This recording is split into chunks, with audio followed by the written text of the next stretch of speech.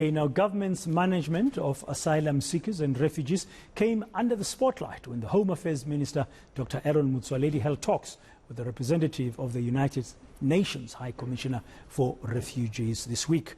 Dr. Motsoaledi met Ms. Gillian Triggs yesterday. This is South Africa, according to the Migration Policy Institute, hosts the largest number of immigrants on the continent. Dr. Motsoaledi joining us now to tell us more about the outcomes of this high-level bilateral meeting. Dr. Motsoaledi, good afternoon. Thank you very much for your time, Minister. Well, I see from your statement this was long overdue. And very briefly, as we start, did this meeting achieve what you hoped it would? Good afternoon, Braden. Good afternoon to the listeners and viewers out there. Thank you for having me. Indeed, this meeting achieved a lot. In all, there were 7 outcomes on which we agreed upon. But to save time, I'll mention only what I regard as 4 of the most important ones. The first one being the issue of statelessness.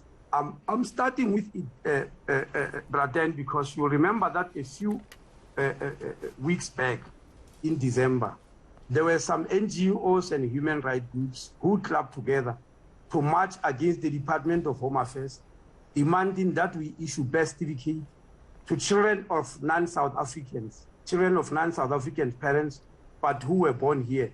And they were claiming that if we don't give them those birth certificates, which eventually means they are giving citizenship just because they are born here, then we are rendering them stateless. This matter was discussed with United Nations yesterday, and this is the outcome. If I read it for you, it says United Nations High Commissioner for Refugees agrees that South Africa is not obliged to grant citizenship to every child born in South Africa territory to a non-South African parent unless there is indication that it will lead to statelessness in line with the 1961 Convention on the Reduction of Statelessness. So this is an outcome on the issue of statelessness. And it further on says the United Nations will sit and present a clear definition of exactly what statelessness is, because some people misunderstand it or they are abusing it deliberately.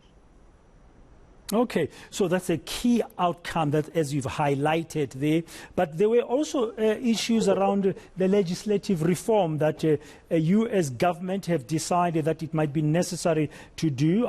Your statement mentioning that you are reviewing as government the Refugee Act, the Citizenship Act and the Immigration Act for alignment and simplification purposes. Yes. This one, we're just informing United Nations and looking for their support. Indeed, they did. It's a decision we took on our own.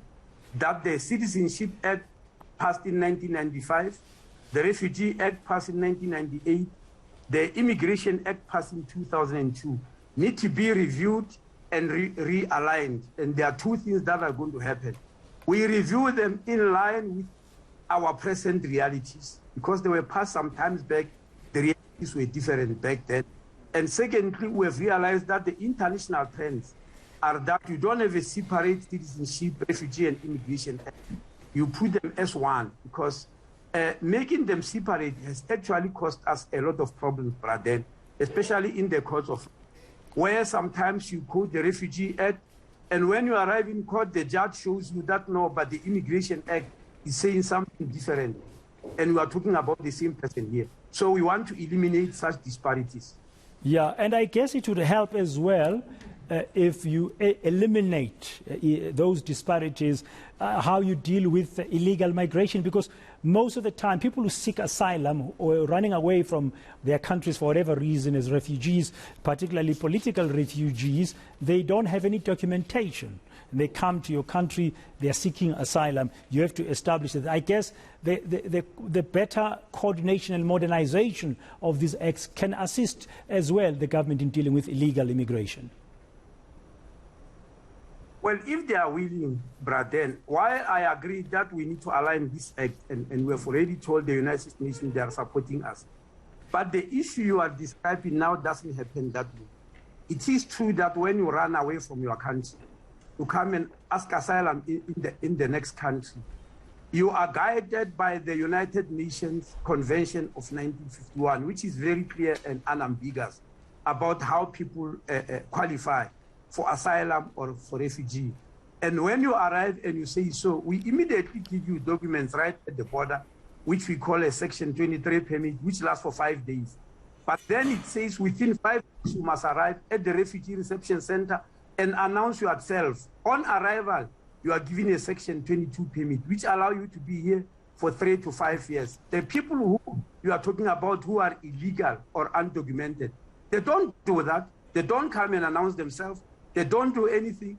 They just leak into the country and they hide, and nobody knows about it. And Home Affairs is blamed that, no, you are not documenting people.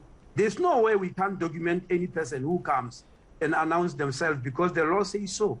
So the people who you call illegal or undocumented, many of them clearly don't want to be documented.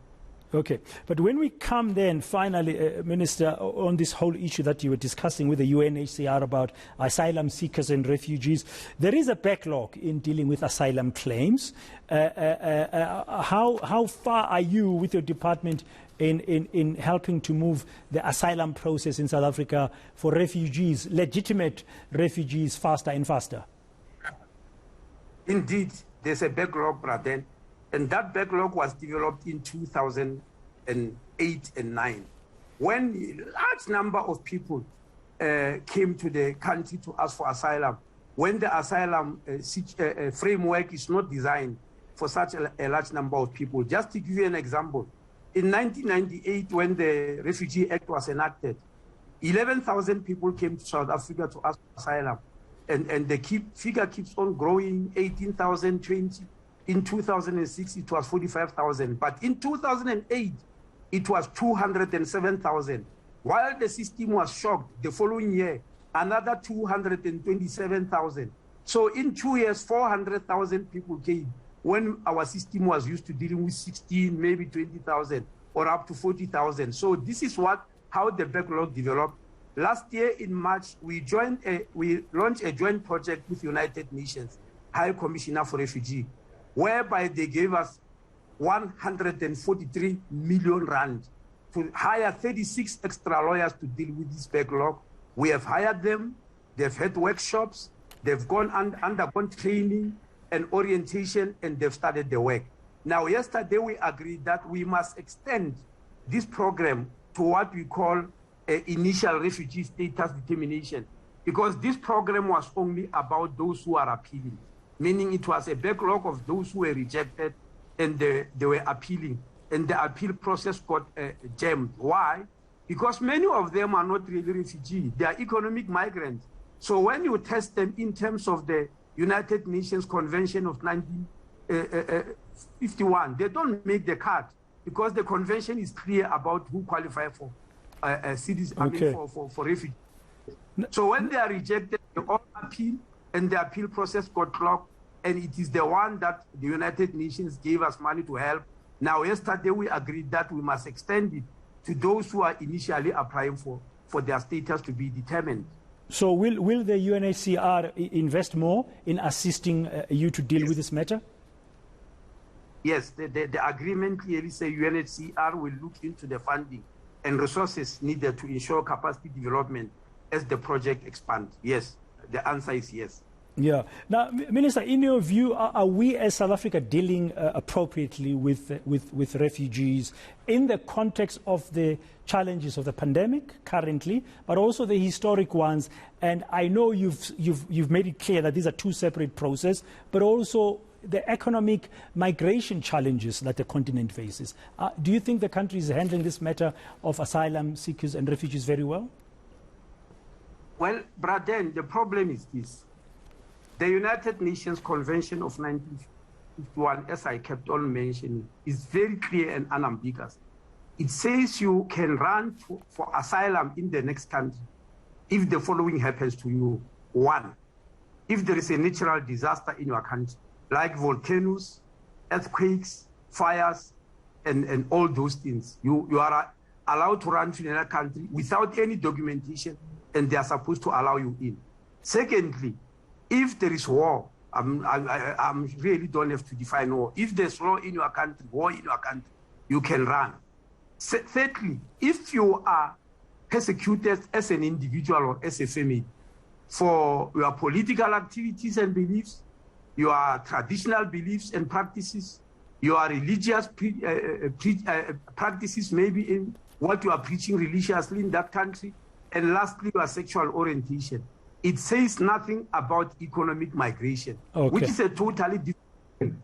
But when people come here, they say, I'm running away. They don't say, I'm an economic migrant. They say, I'm an asylum seeker. I'm running away from Zimbabwe, even Lesotho, and say, I'm asking for asylum. Well, now, when they are gauged in terms of the United Nations Convention, they don't make the cuts and they are rejected, and it's as if we are not handling the well. No, Minister, you are very clear, and thank you very much for clarifying once again and for your time. And we'll keep on tracking, of course, the developments as you try to improve the whole system of handling asylum seekers and refugees and making that clear distinction between economic migration and illegal immigration and asylum seeking and refugee seeking.